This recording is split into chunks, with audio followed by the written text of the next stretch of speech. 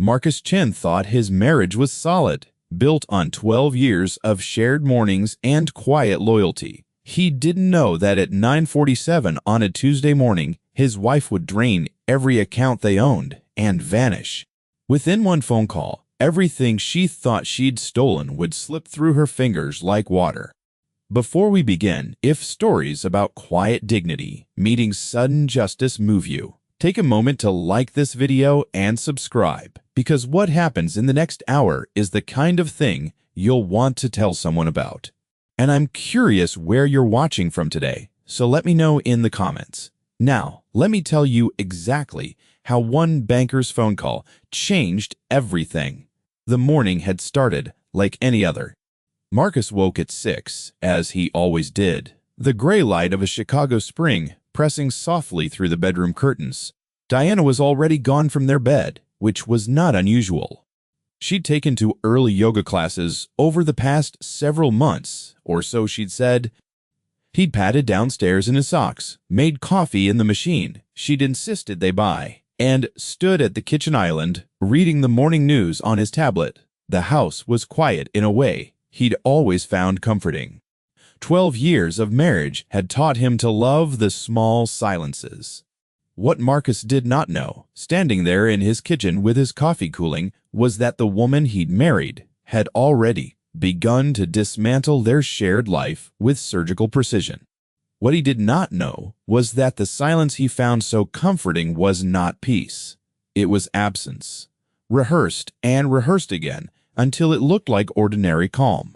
Marcus was 43 years old, and to anyone who met him at a dinner party, he would have seemed unremarkable in the best possible way. He wore plain gray suits. He drove a 5-year-old sedan. He spoke softly and listened more than he talked. And when people asked what he did for a living, he told them he worked in finance, which was true, and left it at that, which was strategic. What Marcus did not tell people, what he had never even told most of his wife's family, was that he was the senior managing partner of a private wealth firm that quietly handled the fortunes of some of the wealthiest families in the Midwest. He had built it himself over 18 years, starting from a single borrowed desk. He had done it without fanfare, because fanfare had never interested him. Money, he had learned early, was quietest when it was largest. Diana was 39. She had married Marcus when she was 27, back when his firm was still small and his ambitions were still theoretical. She had once been proud of his patience, or she had said she was.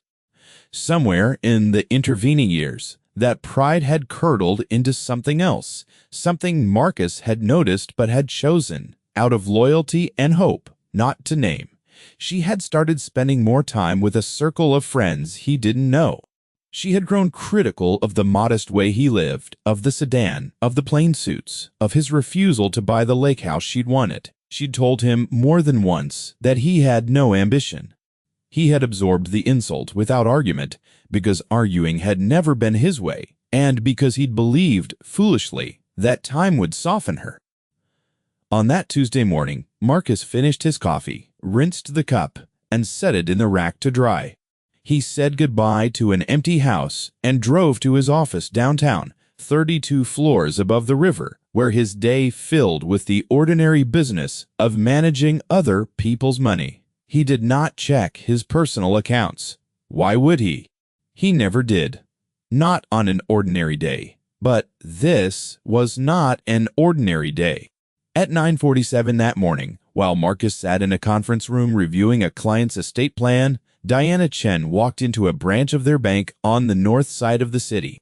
She was dressed carefully, elegantly, in a way that suggested she had somewhere important to be. She carried a leather portfolio. And over the course of the next 40 minutes, using the joint access she and Marcus had shared for 12 years, she executed a series of transfers that emptied their household checking account, their joint savings, and a money market account they'd opened years ago for what they'd once called their future. In total, she moved $403,000 into an account at a different institution, one that Marcus had never heard of, one that had been opened 3 weeks earlier in her name alone. She was thorough. She was calm. The teller who assisted her would later say that Mrs. Chen had seemed relaxed, even cheerful, and that nothing about the transaction had raised any alarm. Why would it? These were joint accounts. She had every right. And here is where the story turns. Though not in the way Diana imagined it would, by early afternoon, Diana had left the house for good. She'd packed 2 suitcases the night before, hidden in the trunk of her car. She'd taken her jewelry, her passport, and a folder of documents she'd been quietly assembling for months. She left no note. She left instead a single cutting message sent to Marcus by text at 2:15 in the afternoon. It read, "I've taken what I earned, putting up with your smallness. Don't bother looking. My lawyer will contact you. Diana." Marcus was in a meeting when the message arrived. He glanced at his phone, saw the preview, and felt the world go very still around him. He excused himself with a calm that surprised even his colleagues. He walked to his private office. He closed the door, and he read the message 3 times, standing perfectly still, the afternoon light falling across his desk. Most men, in that moment, would have reacted with panic. They would have called and called, driven home, torn through the house. Marcus did none of these things. He set his phone down on the desk. He sat in his chair.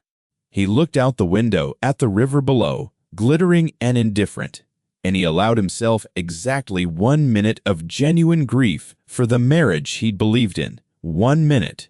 He watched the second hand on the clock complete its circle. And then Marcus Chen did something that Diana, in all her careful planning, had failed to anticipate. He picked up the phone and called his banker. Not the retail branch, where Diana had done her work that morning. That was the household account, the small change of their daily lives, the money that ran the groceries and the utilities. Marcus called the private bank on the other end of the line, the institution where the real architecture of his life was kept. And the man who answered on the second ring was named Robert Halloran, senior private banker, a man who had handled Marcus's affairs for 15 years and who understood, better than almost anyone, the difference between what Marcus appeared to be and what Marcus actually was.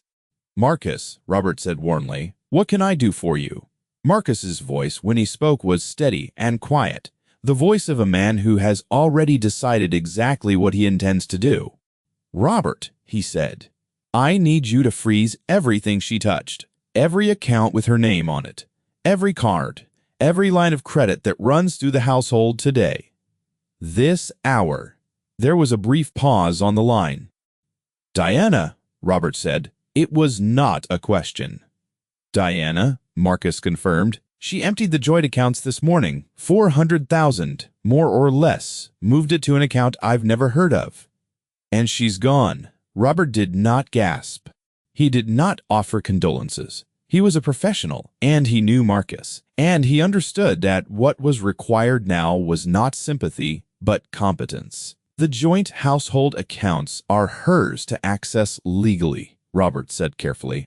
"We can't claw back what she moved this morning, not without a court order, but everything else, Marcus, everything else is a different story." "I know," Marcus said. "That's why I'm calling." Here is what Diana did not understand, what she could not have understood, because Marcus had never told her the full truth of their finances. The $400,000 she'd stolen that morning was real money. Yes, it was a significant sum to most people, but in the architecture of Marcus's actual wealth, it was a rounding error. It was the water in the shallow end of a very deep pool. Diana had spent months planning her escape, and she had planned it around the accounts she could see, the accounts she had access to, the ordinary joint accounts of an ordinary marriage. She had never known about the rest. Because Marcus, being who he was, had structured his true wealth with the same quiet precision he brought to his clients' fortunes. The firm itself was held in a partnership structure Diana had no claim to, established years before their marriage. The bulk of his personal investments were held in a revocable trust that he alone controlled, and that named beneficiaries she was not among. The house they lived in, the one Diana had complained, was too modest, was owned outright by that trust, not by the two of them jointly. Diana had assumed all these years that Marcus was a comfortable man of modest means, a man without ambition, a man whose smallness she'd had to endure. She had built her entire escape on that assumption, and now, in a single afternoon, that assumption was about to collapse. Robert Halloran spent the next 90 minutes doing precisely what Marcus had asked. Every credit card that Diana carried, every card that drew on Marcus's actual accounts, rather than the joint household ones, was frozen. The elegant platinum card she'd been using so freely for months, the one she'd assumed drew from their shared money, but which, in fact, ran through a line of credit secured by Marcus's trust, went dead. The authorized user status she held on several of Marcus's accounts, granted years ago as a convenience, was revoked with a few keystrokes. The standing arrangement that quietly covered the lease on her expensive car, an arrangement she had never even known existed, was terminated.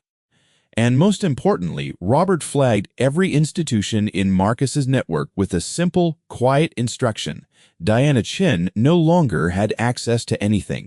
By 4 o'clock that afternoon, while Diana was driving north on the interstate toward what she imagined was her new life, the financial infrastructure she'd been standing on, without knowing it was being dismantled beneath her feet.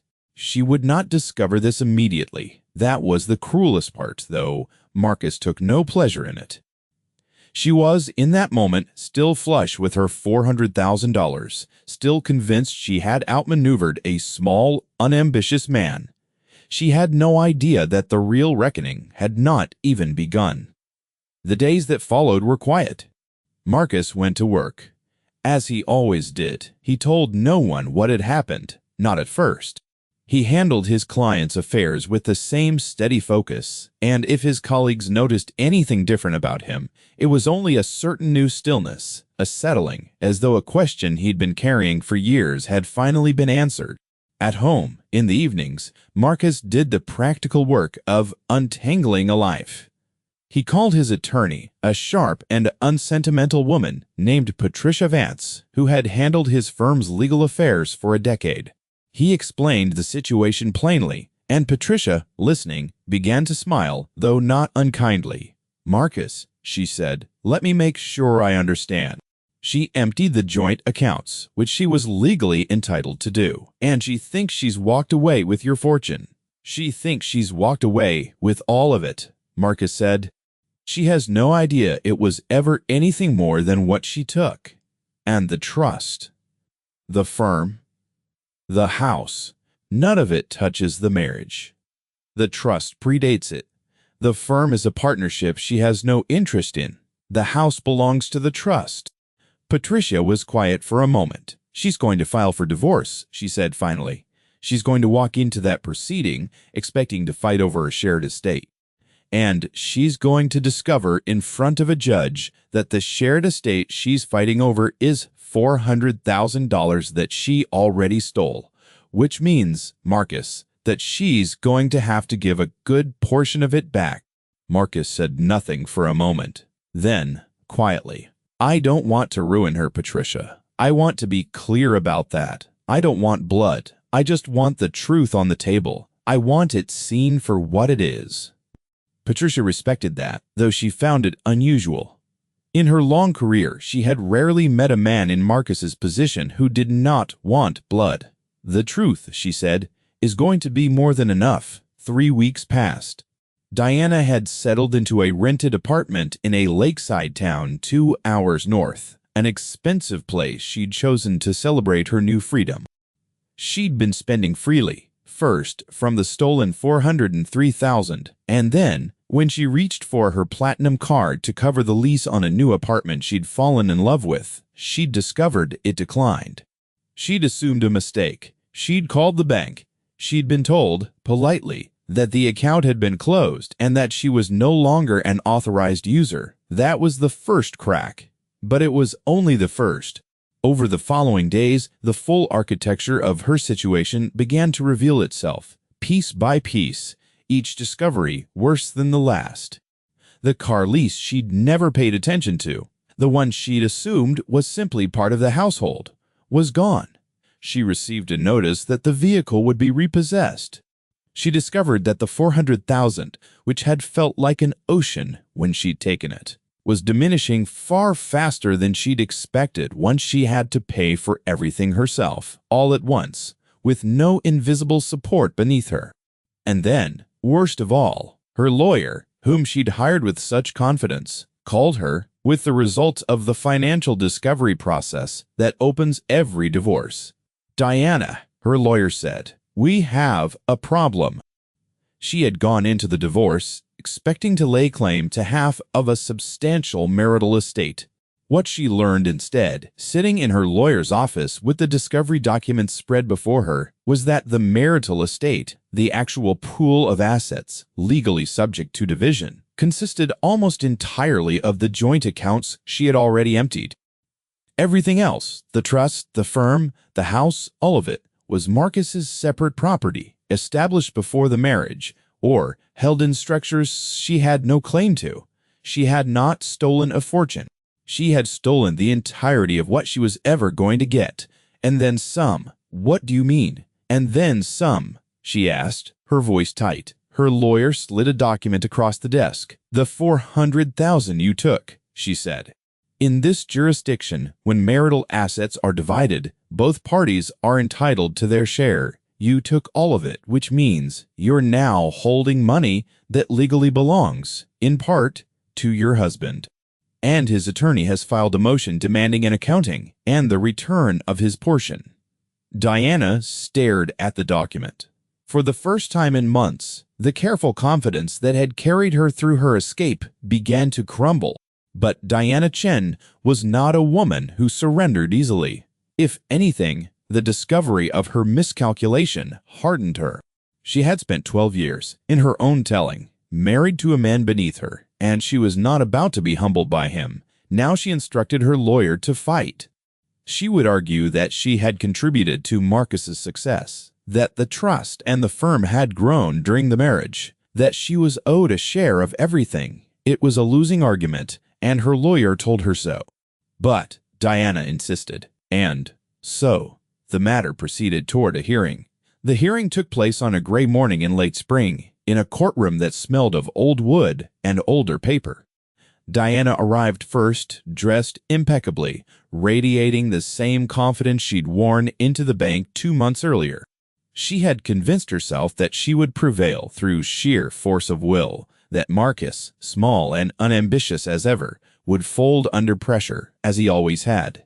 Marcus arrived quietly, in one of his plain gray suits, accompanied by Patricia Vance. He did not look at Diana. He took his seat, folded his hands, and waited. What followed was, in its way, a kind of theater, though Marcus took no pleasure in it. Diana's lawyer made her arguments that Diana had supported Marcus, that she deserved a share of his success. And then Patricia Vance rose, and, with the calm precision of a surgeon, she laid the truth before the court. She presented the trust documents, dated and signed years before the marriage. She presented the partnership agreement establishing the firm, showing clearly that it was Marcus's separate property. She presented the deed to the house held by the trust. And then she presented the bank records, showing that on a Tuesday morning in early spring, Diana Chen had emptied the joint household accounts of $403,000 and transferred the sum to an account she had opened, in her name alone, 3 weeks prior. "Your Honor," Patricia said, "the marital estate, subject to division in this case, is precisely the sum that Mrs. Chen has already taken. My client is not seeking to punish her. He is seeking only what the law provides: an equitable division of the marital assets. Half of what she took belongs to him. We ask that the court order its return." Diana's face, throughout this presentation, had passed through several stages. First, disbelief, then anger, and finally, as the full shape of her miscalculation became undeniable, something closer to horror. She had believed, for 2 months, that she had won. She had spent freely on that belief. And now, in a courtroom, in front of a judge, She was learning that she had not stolen a fortune from a small man. She had stolen a modest sum from a very large one, and she was about to be ordered to give half of it back. The judge, a woman who had seen many divorces and many attempts to game them, looked over the documents with a practiced eye. When she spoke, her voice was even. "Mrs. Chen," she said, "you emptied joint accounts and characterized the funds as something you had earned. But marital assets belong to both parties equally. You have taken your former husband's share, along with your own. The court orders you to return $201,500 to Mr. Chen, along with his legal costs in bringing this action." Diana sat very still. The number landed on her like a stone. She had already spent a portion of what she'd taken. The apartment, the celebration, the reckless months of freedom. She did not have $200,000 to give back. And she understood in that moment that she would be paying this debt for a long time. It was then, in the silence of that courtroom, that Diana finally looked at Marcus, really looked at him. And she found him watching her, not with triumph, not with cruelty, but with something far worse, a quiet, settled sadness, the look of a man who had loved someone and had finally understood, completely, who she was. After the hearing, in the marble corridor outside the courtroom, Diana approached him. Her composure had cracked. "You planned all of this," she said, her voice low and furious. "You hid everything from me. 12 years, and you never told me who you really were." Marcus regarded her for a long moment. When he spoke, his voice was gentle, and that gentleness cut deeper than any anger could have. "I didn't hide it, Diana," he said.